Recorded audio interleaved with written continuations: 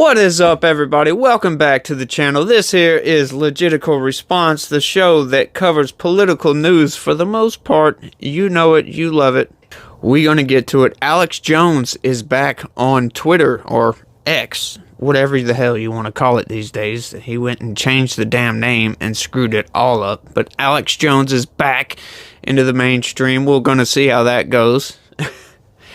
Yeah, he's a little bit out there, but man, he has got a track record of calling out some of the stuff that you would think is a crazy conspiracy winds up being true. He has been the tip of the spear on a lot of that stuff. No joke. This guy has called out a whole lot of things.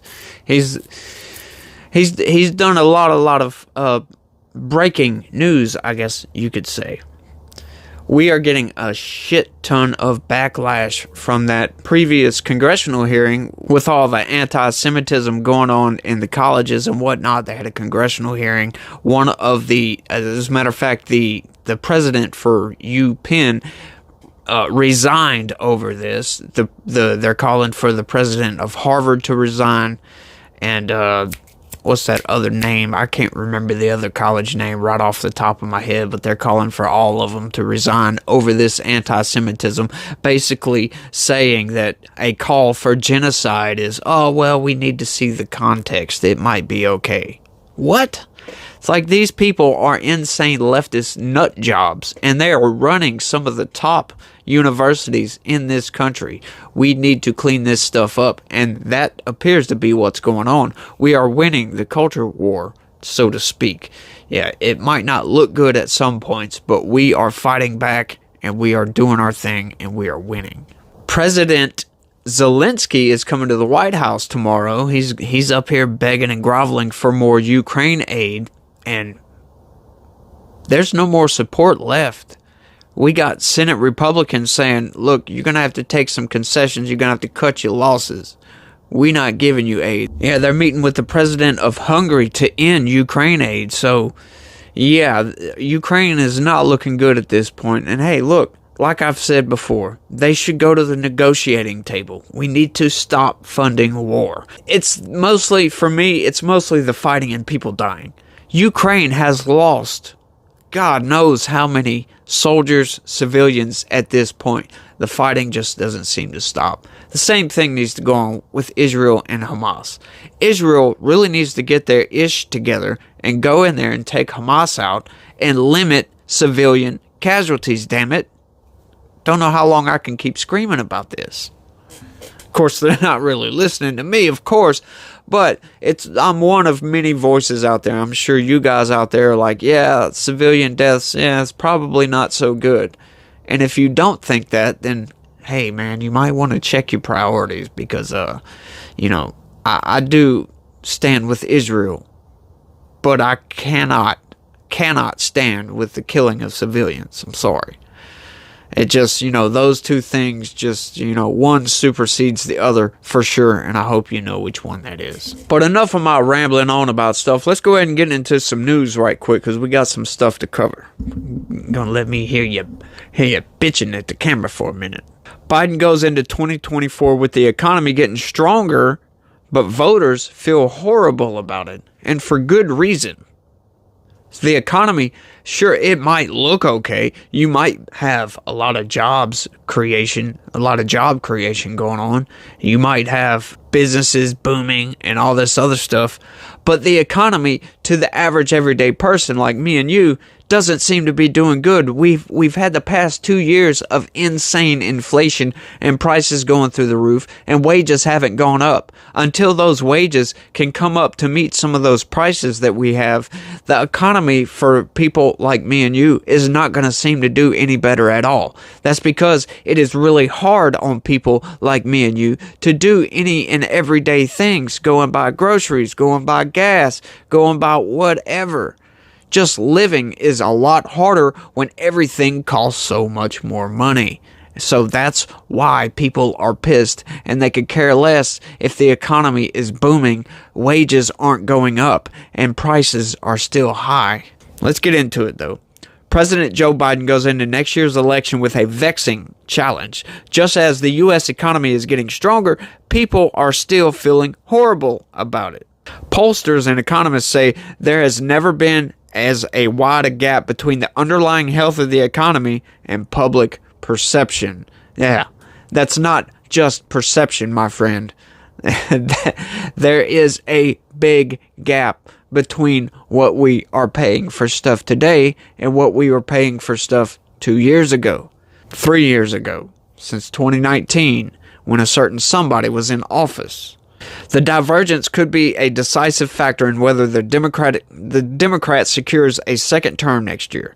Republicans are seizing on the dissatisfaction to skewer Biden, while the White House is finding less success as it tries to highlight economic progress. Yeah, you can highlight Bidenomics all you want. If you think Bidenomics, by saying Bidenomics, is a good thing, you are sorely mistaken. Yeah, people look at Bidenomics as an ultimate failure because it has failed. There's nothing good about Bidenomics. Ever since Joe Biden came into the office, I don't care how good or bad the economy was. Okay, we've rebounded from COVID. Okay, prices haven't came down, like I've said. Things are getting better, and people think things are going to get worse. Yeah, because banks are failing all over the place. The economy doesn't look good to a normal person when you have prices still so damn high, banks failing, businesses closing. Yeah, of course people are going to think the economy's doing bad. I don't care how many jobs you create. And that's the most dangerous piece of this, said Democratic pollster Celinda Lake, who has worked with Biden. Lake said voters no longer want to see inflation rates fall. Rather, they want outright decline in prices, something that hasn't happened on large scale since the Great Depression. Yeah, that's the point. That's how people view the economy, is how much money they make versus how much money they have to spend to buy things, to live. If you can't understand that, people, then there's a disconnect between you and people. Get it together somehow. Watch this video and you'll see. Honestly, I'm kind of mystified by it, she said. Naturally, you would be mystified by it. If you're rich and you're sitting on your high horse over there, yeah, things look good to you, but things don't look so good to the average everyday person. Shoot, even people that are making a decent living are like, holy crap, I'm spending a lot of money. What am I going to do for retirement?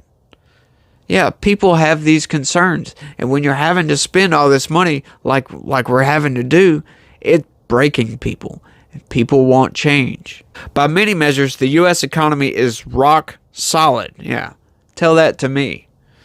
Friday's unemployment rate showed that employers added 199,000 jobs in November, and the unemployment rate has dropped to 3.7%. Who cares?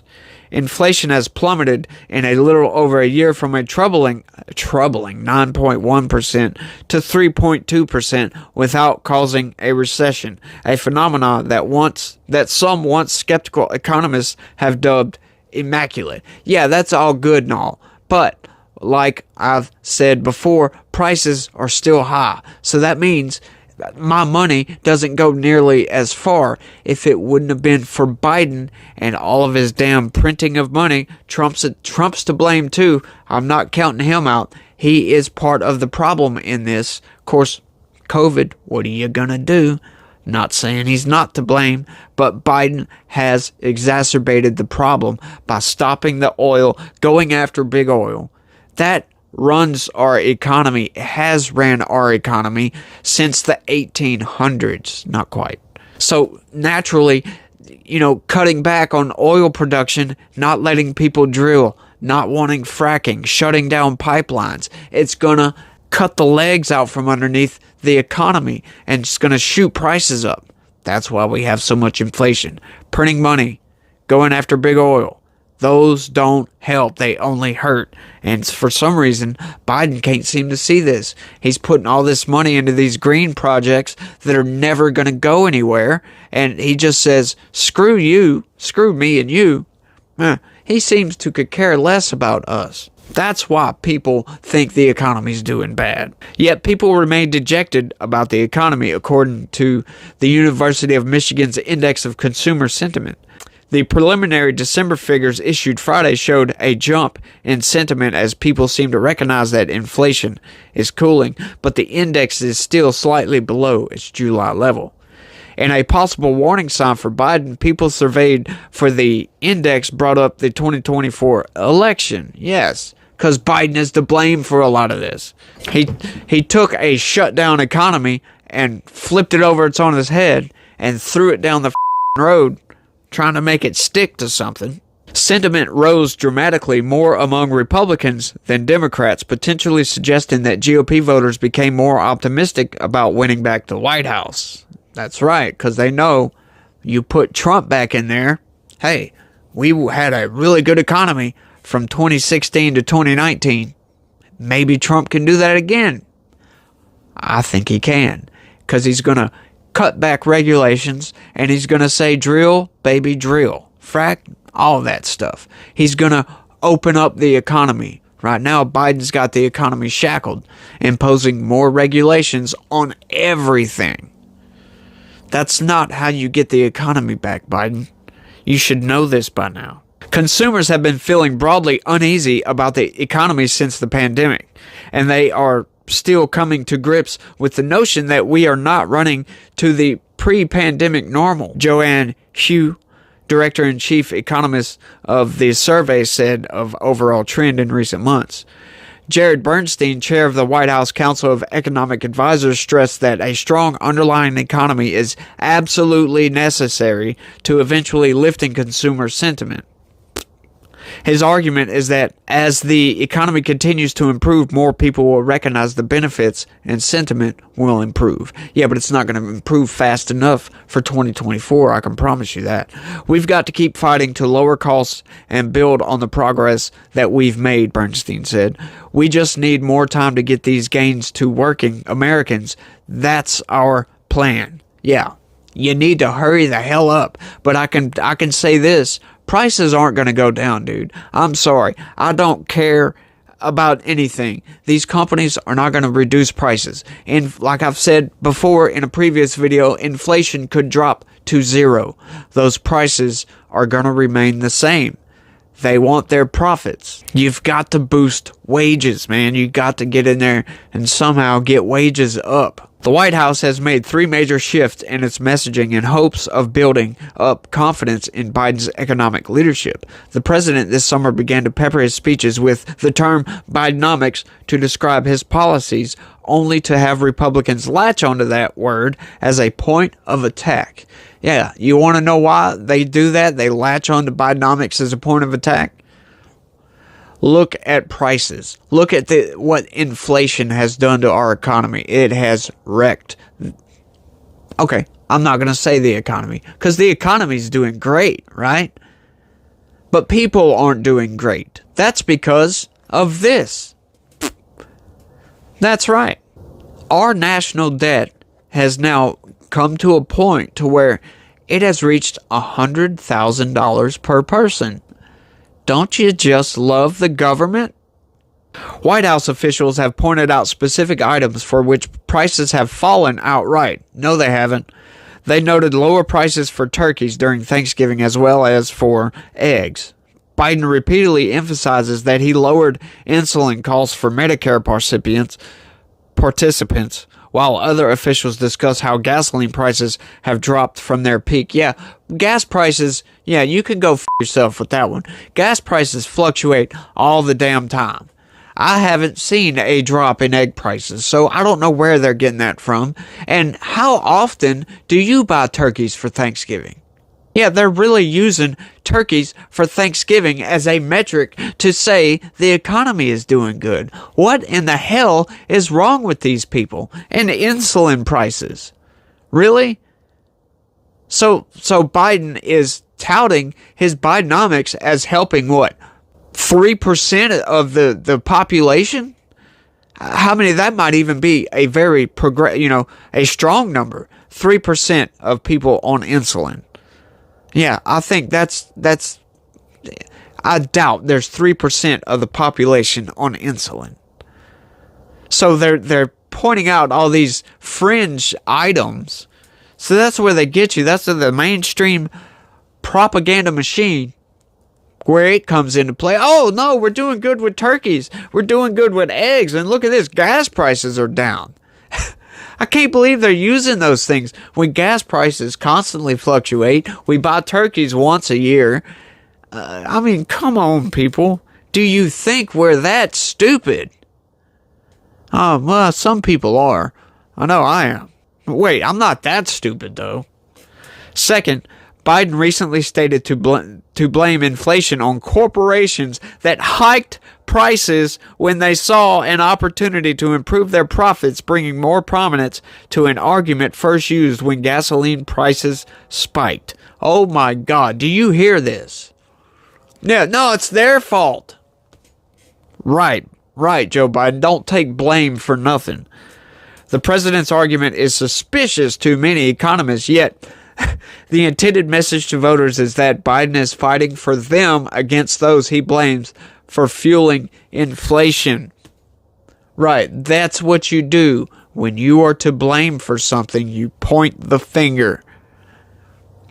Good job, Joe. Let me be clear. Any corporation that is now passing these savings on to the top consumer needs to stop their price gouging, Biden said recently in Pueblo, Colorado. The American people are tired of independent suckers. And Biden is now going after the track record of former President Donald Trump, the current GOP frontrunner. Biden's campaign sent out a statement after Friday's employment report that said despite his claims of being a jobs president, Donald Trump had the worst jobs record since the Great Depression, losing nearly 3 million jobs. Okay, once again, impeach this motherfucker right now. He is going to take numbers from COVID when people lost all their jobs because they couldn't go to work because we had a pandemic. And he's going to use that to try to say Trump's economy was bad? Are you really that stupid, Biden? Or do you just think the American people are so stupid they're not going to see through your bullshit? Holy crap, what is wrong with Biden? Jesus Christ. The Republican counter to Biden has been to dismiss the positive economic data and focus on how voters are feeling. As the annual inflation rate has fallen, GOP messaging has focused instead on multi-year increases in consumer prices without necessarily factoring in wage gains. Yeah, because the wages haven't gone up, that's why. And Republican lawmakers have argued that people should trust their gut on the economy instead of using the statistics cited by Biden. That's right. Trust your gut. Joe Biden's message to them is just this. He says, "Don't believe your lying eyes," Senator John Barrasso of Wyoming said in a recent floor speech. Glenn Youngkin, a Republican, put the blame solely on Biden for inflation and people feeling downtrodden. Well, it's not totally his fault. Like I've said, Trump had some to do with that, printing all that money for COVID stimulus and all this other shit. He has a big part in this. He is not the main guy.